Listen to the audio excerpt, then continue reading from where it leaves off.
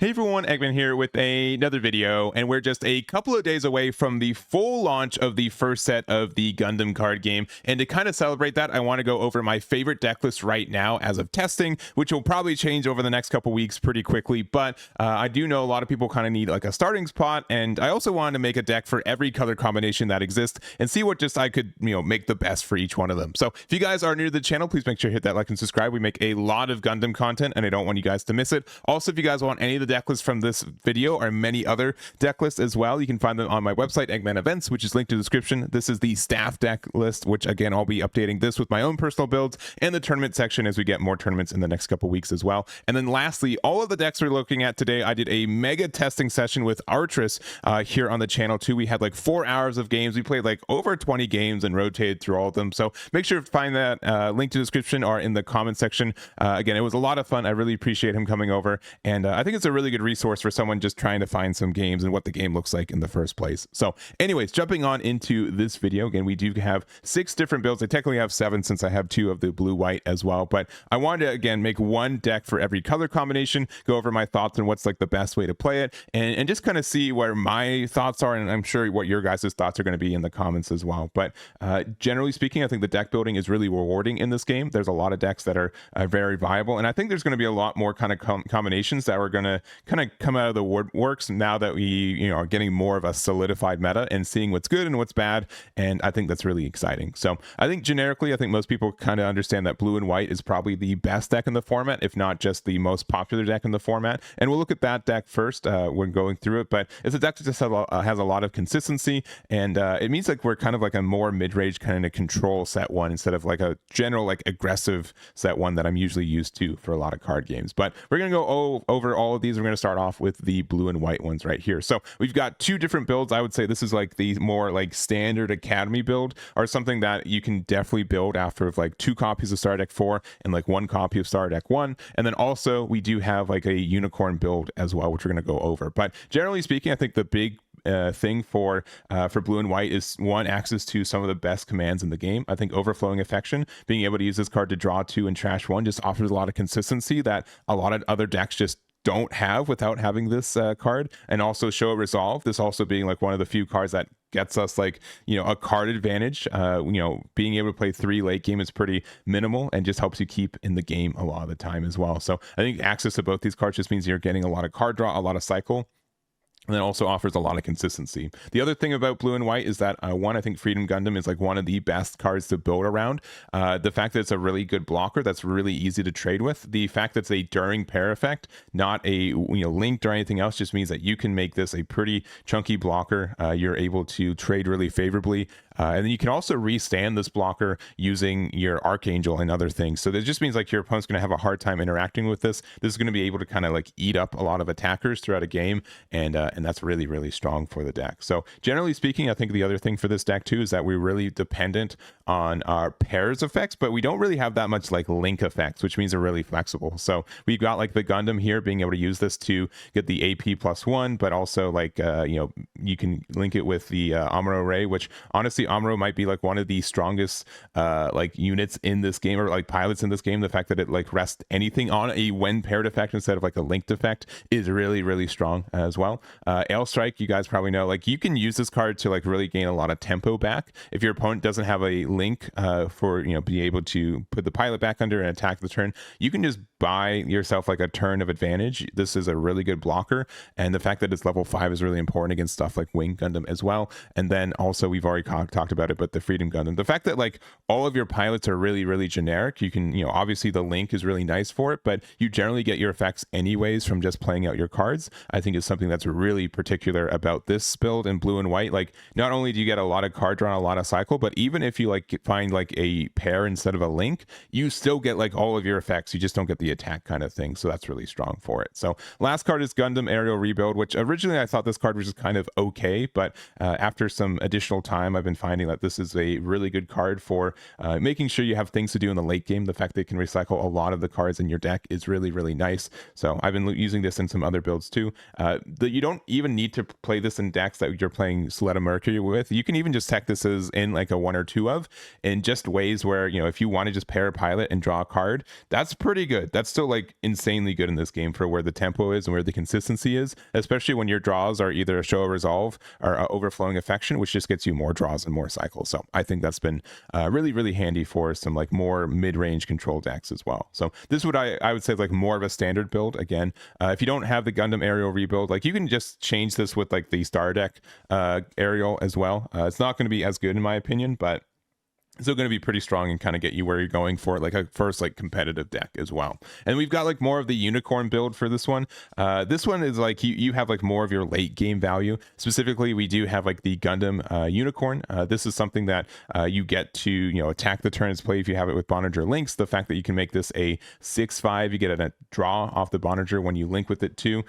Honestly, like when we're talking about like it doesn't really matter like what the stats or like what the pilot is for blue and white most of the time. The fact that this lets you get just a generic +2/+2 to any unit means that you can turn your Freedom Gundam into a 6/8, which is pretty obnoxious to deal with as a blocker. And also like on the turn that you link with it or pair with it, you do get like the when paired effect too. So that's really strong.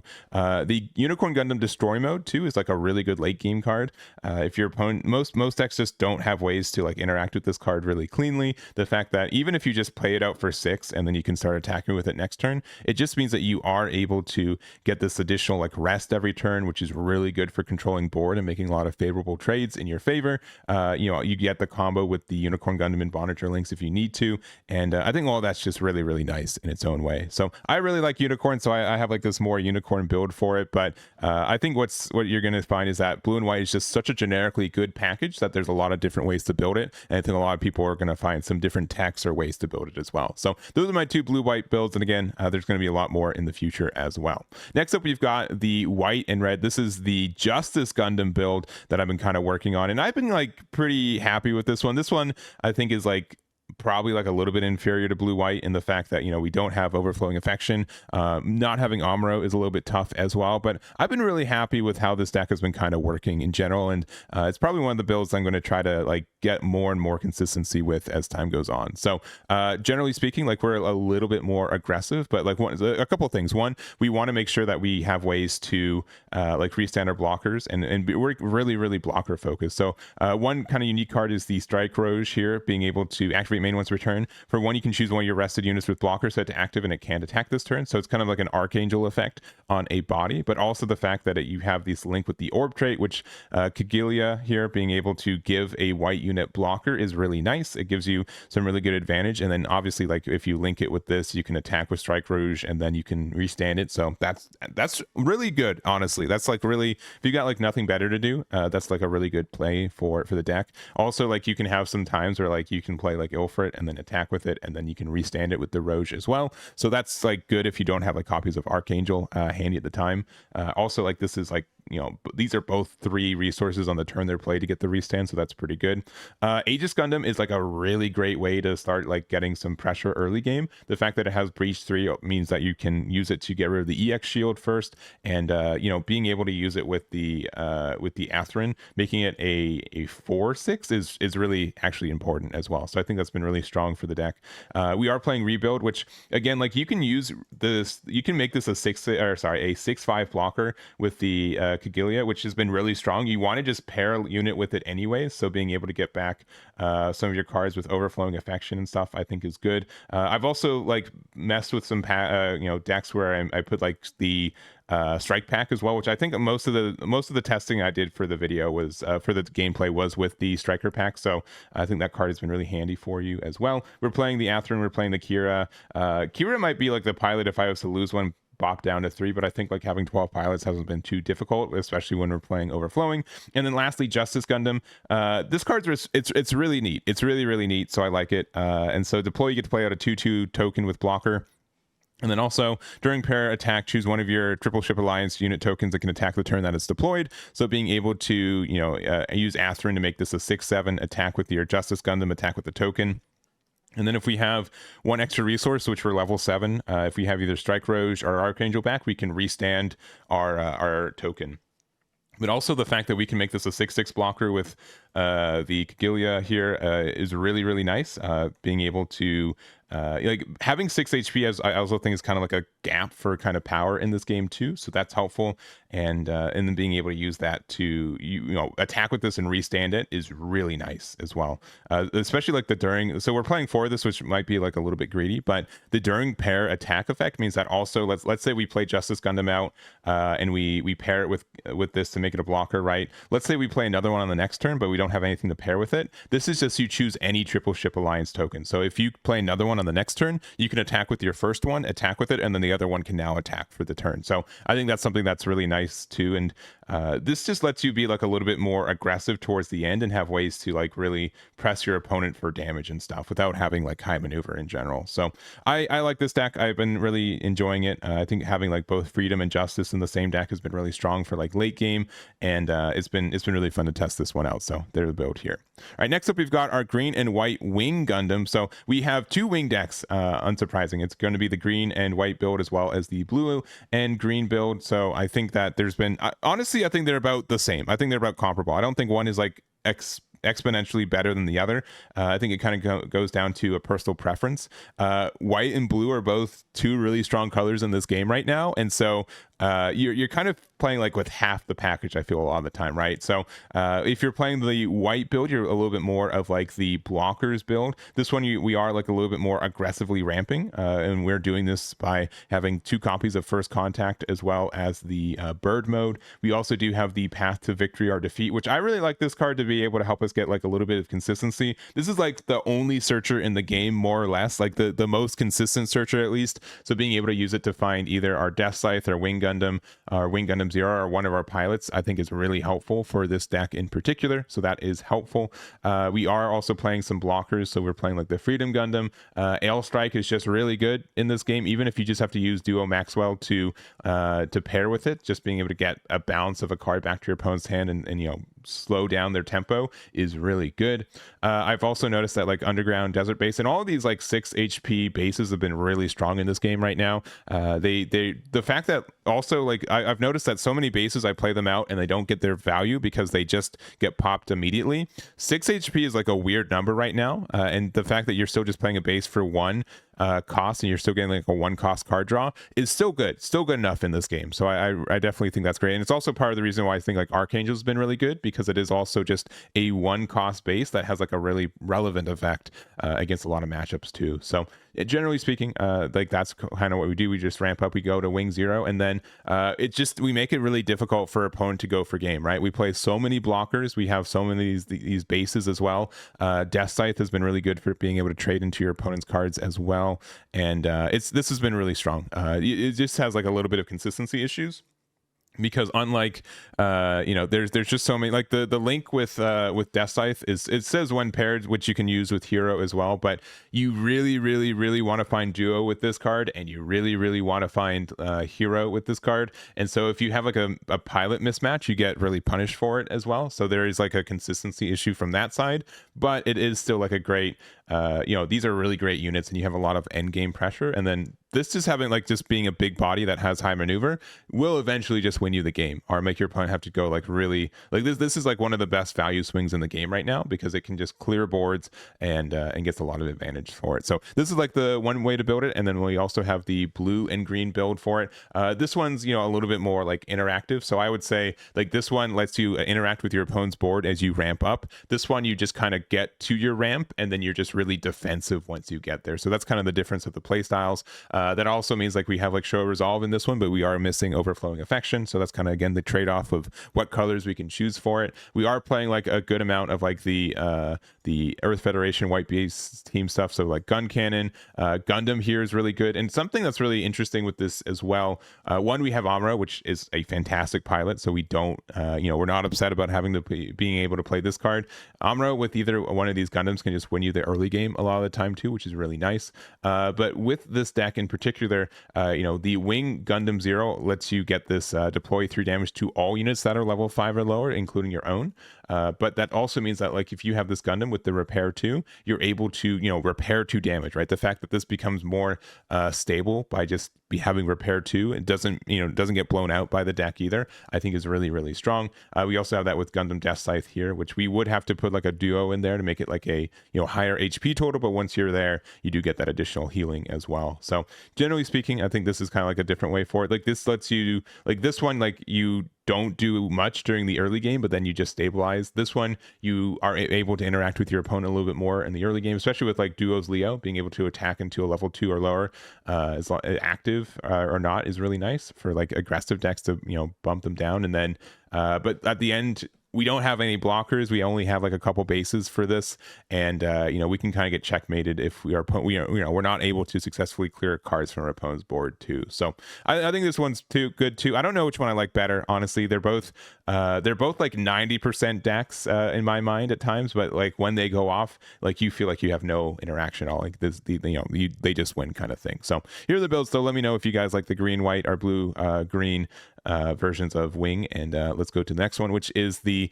we've been kind of like seeing this as like the Cyber-Newtype, right? Like I've seen people call it like the Banshee deck. I've been calling it like the Merida Cruise deck, like the Cyber-Newtype deck, the Kshatriya deck as well. I don't really know what to name it. I've been calling it Cyber, like a red blue Cyber-Newtype kind of deck, but honestly I think this deck is really, really solid. It is a little bit of like you have to find your pieces, but I think this is like the best way to play like an aggressive leaning deck in this game, where this can just really rush down your opponent a lot of the time. So the way this deck works is you want to just kind of go really wide. Outside of Wing Zero, there's not really a lot of like wide board clears that exist in this game right now, and then we just have ways to just get additional value from like having like gun tanks do some really favorable trades. I think Merida Cruise is just really strong in like interacting with any like low end deck, where the fact that you can just deal 1 damage across anything every turn is really, really nice.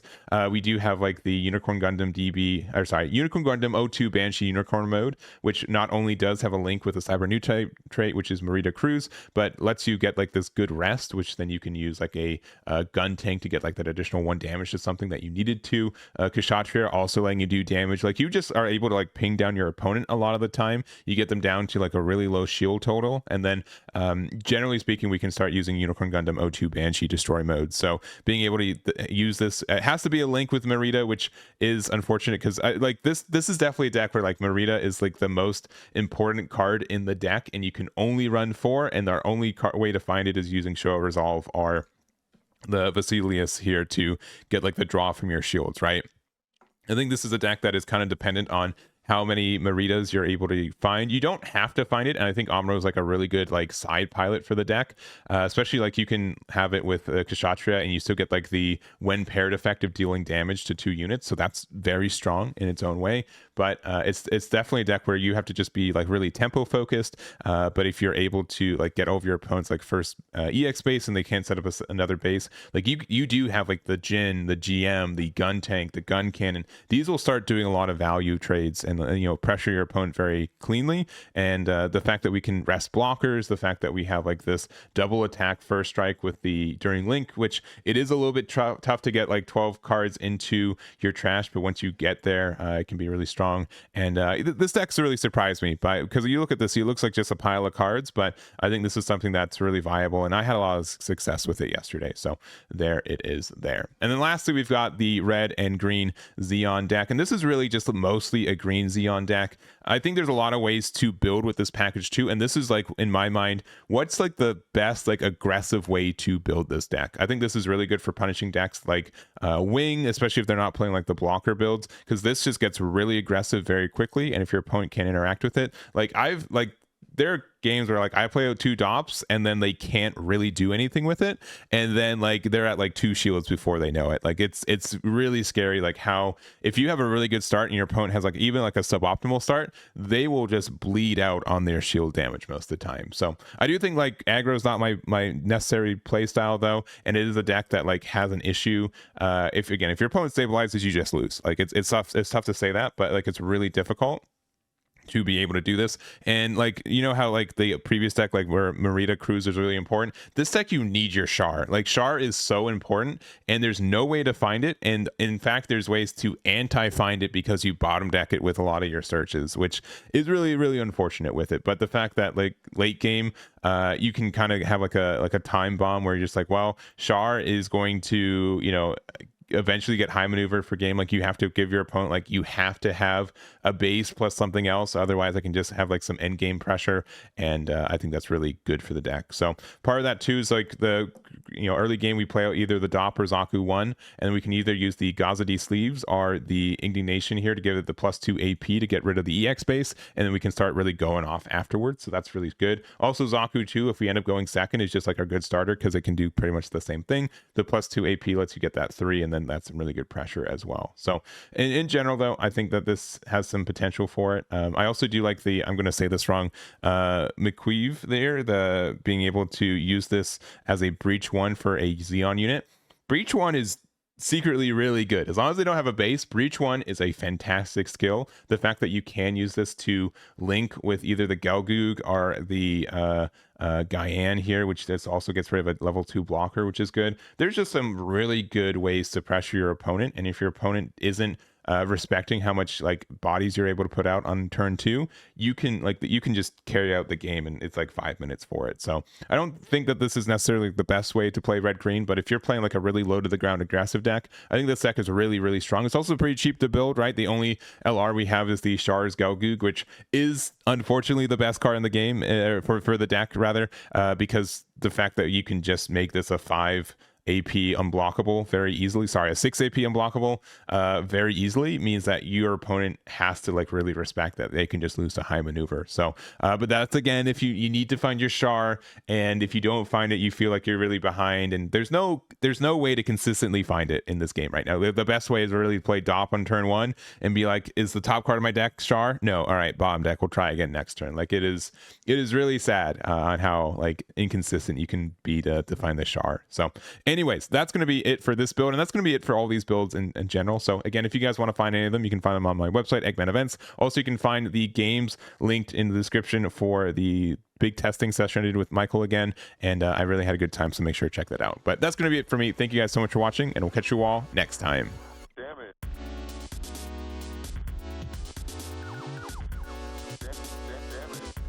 Damn it.